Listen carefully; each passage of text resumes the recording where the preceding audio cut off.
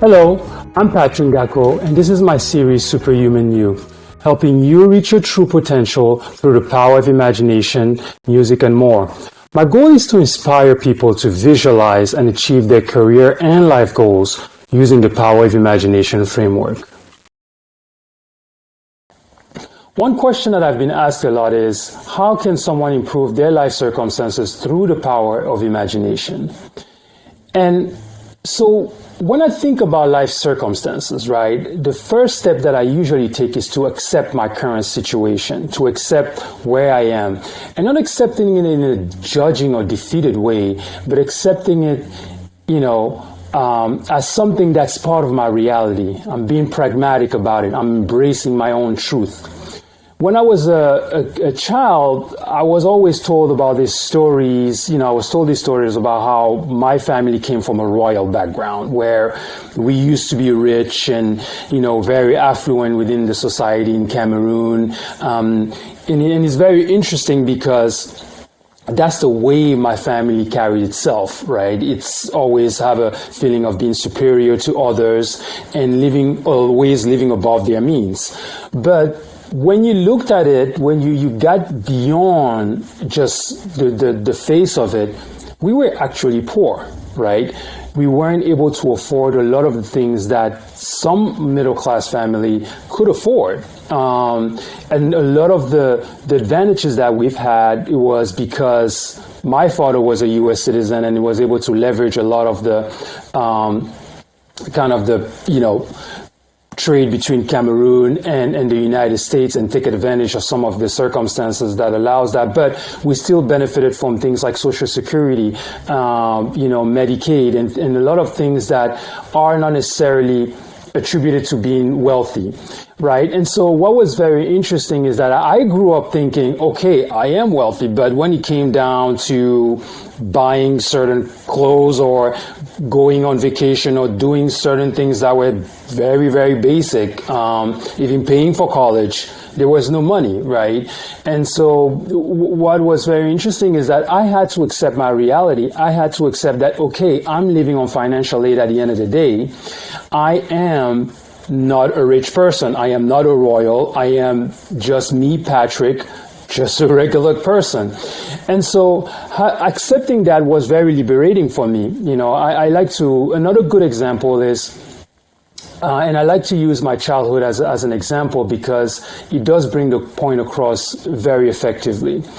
As a kid, I was forgotten in school a lot, and school usually ended around 5 p.m. and 9 p.m. would come around and no one would have picked me up, and I would just sit there just crying, seeing all the kids' parents coming to pick them up, and it was just something very distressing. It contributed to a lot of the panic and anxiety that I had later on in life, and I would just cry for hours. What I had to really come to accept, even as a young child, was I was an afterthought to the adults in my life. And to me, that was a huge relief because it took a lot of the pressure off wanting to believe that someone truly cared about me. They did care to a certain extent, but not as much as a parent would typically care for a child, meaning you are a priority, you are young, you understand that you are the child's only world, right? The child doesn't know anything else aside from what you introduce the child to. And so taking it from that perspective, I realized I was just wasting my energy wanting to believe that. And so what I did, I reshifted that energy towards myself and say, okay, if nobody really cares about me like that, the least I can do is care about myself in that way. And accepting that developed this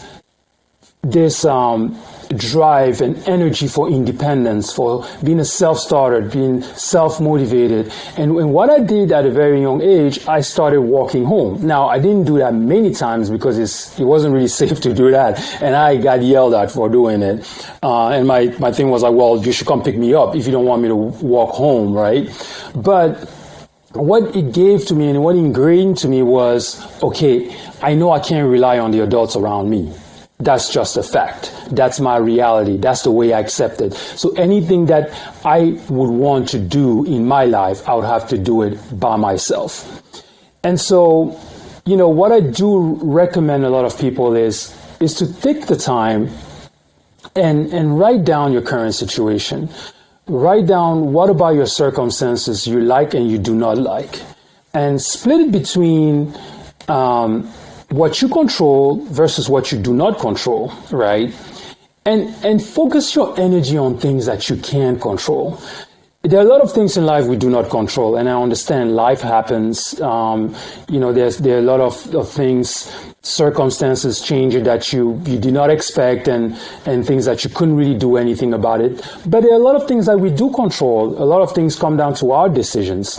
And so focus on those things that you can control and write objectively what you can achieve, what you can move forward, kind of moving your chip forward in order to be able to achieve that dream of yours, right? Taking baby steps, milestones, and writing that and kind of keeping yourself accountable to these milestones will be a key step into moving towards your dream and towards what you imagine. Thank you so much for joining my series Superhuman You, and I really, really hope that you enjoyed it, and we'll see you next time. Thanks.